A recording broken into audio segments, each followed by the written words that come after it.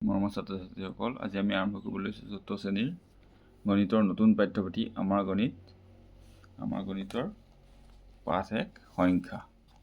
প্ৰথমতে দি আছে চোৱা, বাপুকণৰ ফুলৰ খেতি। বাপুকণে প্ৰতি বুধবাৰে নিজৰ খেতিৰ ফুলবোৰ বজাৰলৈ নি বিক্ৰী কৰে। সৰু খৰাহীবোৰত ১০ পাহকৈ আৰু ডাঙৰ খৰাহীবোৰত ১০০ পাহকৈ ফুল থয়। অৱশিষ্ট ফুলবোৰ থালত থয়। আহাচোন বাপুকণে সজাই থোৱা খৰাহী আৰু থালৰ ফুলবোৰ গণনা কৰি সংখ্যাৰে আৰু আখৰেৰে লিখোঁ। ইয়াত আছে ১০০, ইয়াত আছে ১০০, ২০০ হ'ল, আৰু ইয়াত ১০, ইয়াত ১০, ২০ মানে ২২ আখৰেৰে লিখিছে ২২। ইয়াত আছে ১০, ইয়াত ১০, ইয়াত ১০, ১০, ২০, ৩০, আৰু ইয়াত আছে থালত ৫ পাহী ১, ২, ৩, ৪, ৫। গতিকে ৩০ আৰু ৫ হ'ব ৩৫।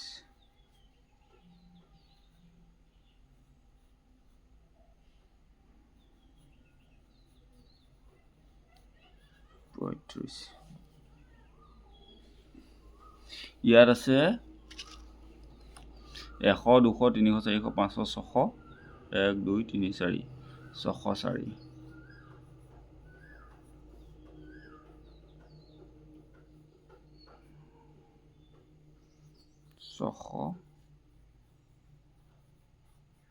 ৬০৪। ঠিক তেনেদৰে ইয়াত আছে ১০০, ২০০, ৩০০, ৪০০, ৫০০, ৬০০, ৭০০, ৮০০, ৯০০, ৯১০ আৰু ৩, ৯১৩। এইটো হ'ব ৯১৩ হ'ব। তাৰপিছত ৫২০ পাহ ফুল থ'বলৈ কেইটা খৰাহী লাগিব? ৫টা ডাঙৰ হয়নে, ৫০০টা হ'ব, আৰু ১০টা ১০টা সৰু খৰাহী ১০টা ১০টা ২টা লাগিব হয়নে। ৫০০ হ'ব ৫টাত ডাঙৰত, আৰু ২টা হ'ব ২০টাত। আকৌ ৯৯০ পাহ ফুল থ'বলৈ কেইটা খৰাহী লাগিব? ৯টা ডাঙৰ আৰু ৯টা সৰু হ'বনে।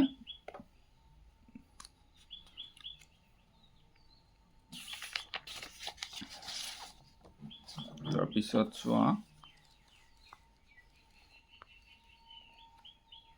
ইয়াত আছে ১০, ২০, ৩০, ৪০, আৰু খোলা কাঠি আছে ৭ডাল ৪৭। ইয়াত চোৱা, ইয়াত আছে ১০০ মানে এনেকুৱা মুঠি 10টা আছে ১০০, ২০০, ৩০০, ৪০০, ৫০০, ৬০১, ৬০১, ৬০১। তাৰপিছত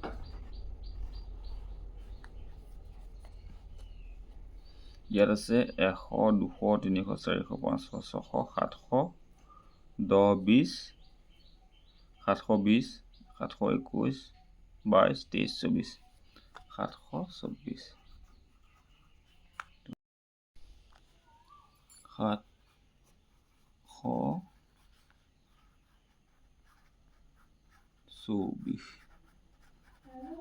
ঠিক তেনেকৈ ইয়াত আছে ১০০, ২০০, ৩০০, ৪০০, ৫০০, আৰু ১০, ২০, ৩০, ৪০, ৫০, ৫৫০ হ'ব। বুধবাৰে বাপুকণে বাগিচাৰ পৰা ফুলবোৰ সংগ্ৰহ কৰি দেখিলে যে ফুলবোৰ থ'বলৈ 10টা ডাঙৰ খৰাহী প্ৰয়োজন হ'ল। বাপুকণে সেইদিনা কেইপাহ ফুল সংগ্ৰহ কৰিলে চাওঁ আহা। ১০০, ২০০, ৩০০, ৪০০, ৫০০, ৬০০, ৭০০, ৮০০, ৯০০, ১০০০ হয়নে। ১০০০টা ফুল সংগ্ৰহ কৰিলে, এটা পাচিত ১০০ গেট আছে। এতিয়া ১০০০ মানে ইয়াত কেইটা অংক আছে চোৱা, ১টা ২টা ৩টা ৪টা। ১০০০ হৈছে ৯৯৯ৰ ঠিক পিছৰ সংখ্যা। ৯৯৯ৰ পিছতে আৰু ১ লগাই দিলে কি হ'ব? ১০০০। ৪টা অংকৰে গঠিত আটাইতকৈ সৰু সংখ্যা হ'ল ১০০০। ১০০০ত আছে ১টা ২টা ৩টা ৪টা অংক হয়নে, আৰু ৯৯৯লৈকে কেইটা অংক আছে?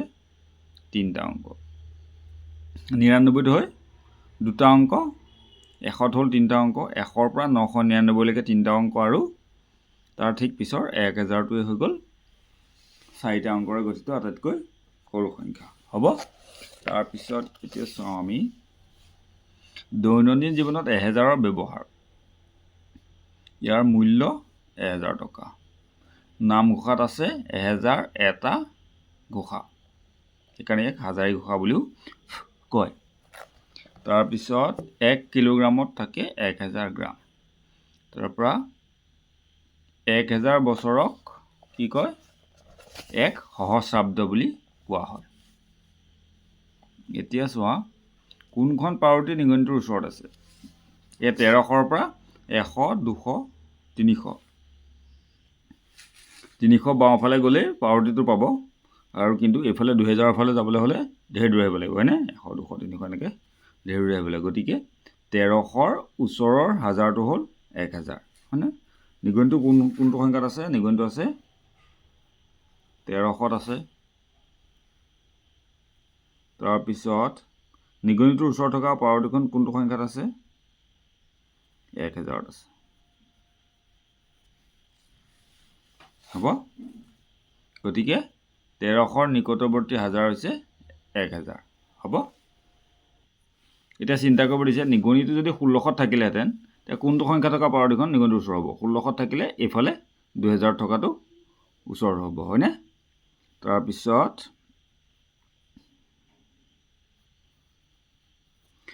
নিগনিটো 1300ৰ বাহিৰে তলৰ কোনকেইটা সংখ্যা থাকিলে 1000 থকা পাৰ্বতীখন নিগনিটোৰ ওচৰ হ'ব? ঘেৰ দিয়া।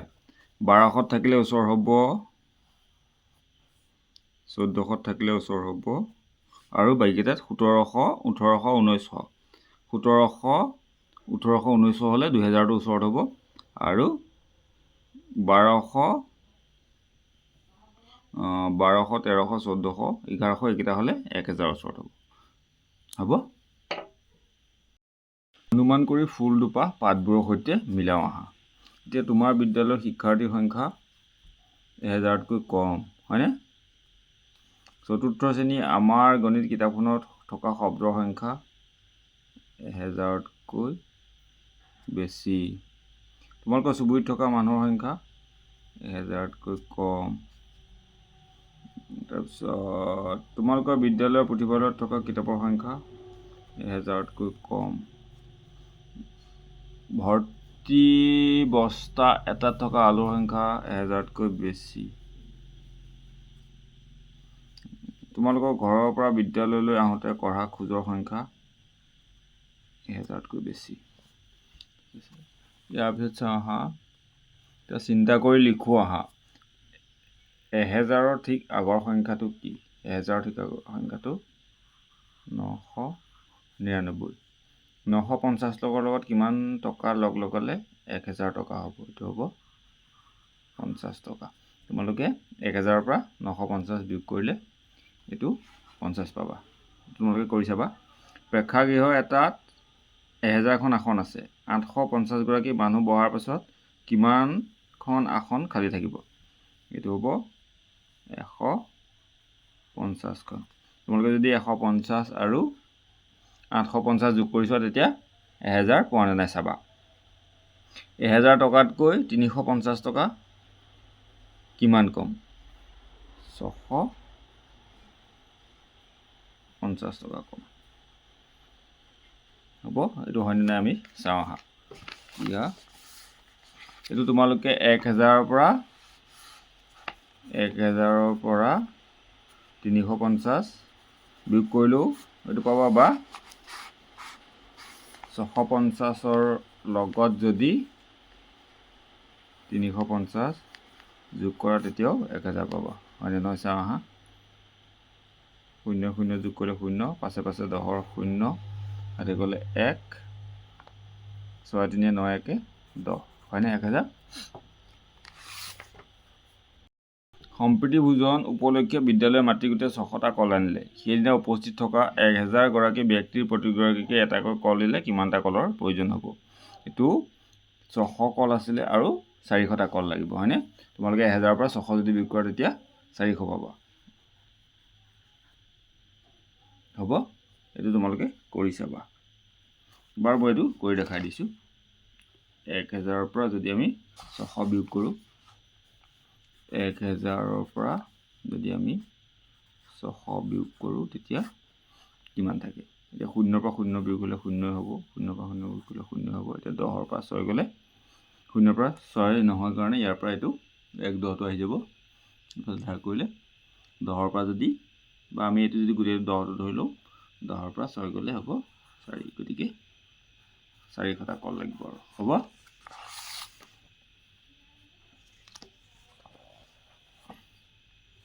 এতিয়া চোৱা, ভাবোঁ আৰু লিখোঁ আহা। 1000 টকা হ'বলৈ তলত দিয়া নোটৰ গোটবোৰৰ পৰা কি নোট কিমান ধৰণে ল'ব পাৰি খালী ঠাইত লিখোঁ আহা। এতিয়া ধৰি লওঁ 100 টকীয়া যদি আমি 100 টকীয়া 9খন, তাৰপিছত 50 টকীয়া এখন, তাৰপিছত যদি আমি 20 টকীয়া লওঁ 4খন, আকৌ 10 টকীয়া 2খন, হ'বনে 1000? 1000 টকীয়া 9খন হ'লে 900, তাৰপিছত 50 টকীয়া এখন হ'লে 950, 950 আৰু 20 টকীয়া 2খন, 4খন নহয় এইটো, 20 টকীয়া 2খন আৰু 10 টকীয়া 2খন, এনেকৈ ল'ব পাৰা হ'ব। ঠিক তেনেকৈ ইয়াত যদি এখন লওঁ 500 টকা, তাৰপিছত 500 টকীয়া, তাৰপিছত হৈ যাব 500 টকীয়া এখন, 200 টকীয়া 700 টকা হ'ল, তাৰপিছত 700, তাৰপিছত যদি লওঁ আমি 100 টকীয়া 5 দিয়ে 8, তাৰপিছত 50 টকা 2খন,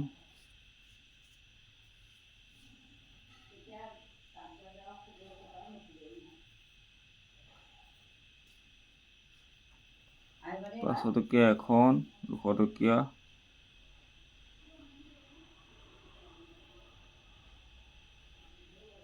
2খন, 100 টকীয়া এখন, 5 2 7, এইটো এনেকৈও ল'ব পাৰোঁ আৰু তোমালোকে বেলেগ ধৰণেও ল'ব পাৰা। 500 টকীয়া এখন, 200 টকীয়া 2খন, 500 টকীয়া এখন হ'লে 500 টকা, 200 টকীয়া 2খন হ'লে 400 টকা, পাছে 900 টকা আৰু 100 টকীয়া এখন হ'লে 100 টকা, 9 1 1000 বা 1000 টকা। আমি ধৰা ইয়াত 200 টকীয়া লৈ ল'লোঁ, 200 টকীয়া 4খন 800 টকা হৈ গ'ল, 100 টকীয়া এখন 900 টকা হ'ল, তাৰপিছত 50 টকীয়া 2খন হৈ যাব 100 টকা, হ'ব। এনেকৈ হ'বনে? 800, 900 আৰু 100, 1000। এতিয়া যদি আমি 1000 টকা যদি অকল 10 টকাৰে কৰিবলৈ যাওঁ, তেতিয়া কিমানখন লাগিব 10 টকীয়া নোট? আমাক 100খন 10 টকীয়া হ'লেহে 1000 টকা হ'ব। ঠিক তেনেকৈ 50খন 20 টকীয়া হ'লে 1000 টকা হ'ব, আৰু 50 টকীয়া নোট 20খন লাগিব, 100 টকীয়া নোট 10খন লাগিব, 200 টকীয়া নোট 5খন লাগিব, আৰু 500 টকীয়া নোট কেইখন লাগিব? 1000 টকা হ'বলৈ 2খন লাগিব, হ'বনে? এতিয়া চোৱা, ইয়াত 1000ৰ গোট সাজোৱা আহা। 100, 200, 300, 400, 500, 600, 700, 800, 900, 1000 বা 1000, আৰু এই গোটেইটো মিলাই দিলে এইটো হৈছে 1000, হ'ব। 10টা 100 লগ লগালে 1000 হয়। 10টা 100, 1, 2, 3, 4, 5, 6, 7, 8, 9, 10টা 10টা 100 লগ লগালে 1000 হয়, সেইটো আমি জানিলোঁ। আৰু কিমানটা 10 লগালে 1000 হ'ব? 100টা 10 লগ লগালে 1000, হ'বনে?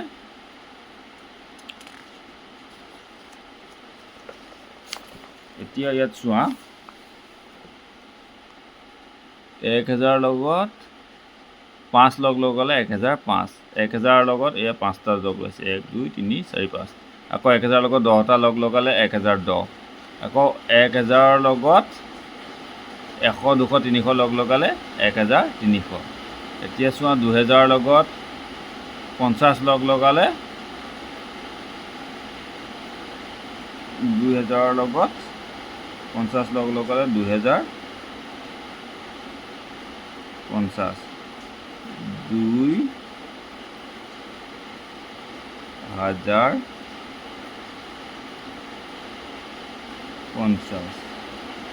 হ'ব তাৰপিছত 4000 লগত 13 লগালে 4013